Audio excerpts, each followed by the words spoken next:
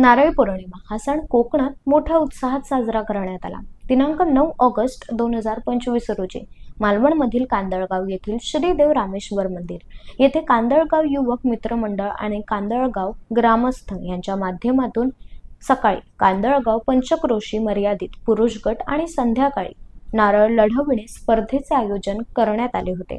छत्रपती शिवाजी महाराजांच्या पुतळ्याला पुष्पहार अर्पण करून स्पर्धेला सुरुवात करण्यात आली। या स्पर्धेत पुरुष गटात 60 ते 70 स्पर्धकांनी सहभाग घेतला, तर महिलांनी देखील उत्स्फूर्त प्रतिसाद दर्शविला।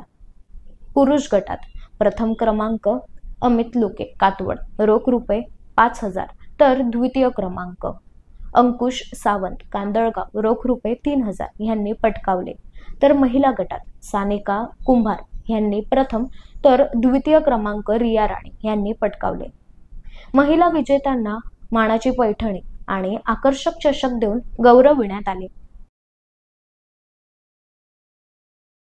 ह्या स्पर्धेला कांदळगाव सरपंच रणजित परब, उपसरपंच राजेंद्र कदम, कोळम सरपंच मंगेश चव्हाण, रेवंडी सरपंच अमोल वस्त, शेमाड राणेवाडी पोलीस पाटील अक्षिता राणे, श्रीदेव रामेश्वर देवस्थान ट्रस्टचे पदाधिकारी दयानंद परब, संजय परब, विश्राम राणे, मधुसूदन परब तसेच कांदळगाव ग्रामस्थ विकास आचरेकर, जीवन कांदळगावकर, दीपक परुळेकर, अमित सातार्डेकर, सागर कदम, डॉक्टर आनंद लाड, नितीन परब, महेश परुळेकर, उमेश परब, उमेश कोदे आदी ग्रामस्थ मोठ्या संख्येने उपस्थित होते।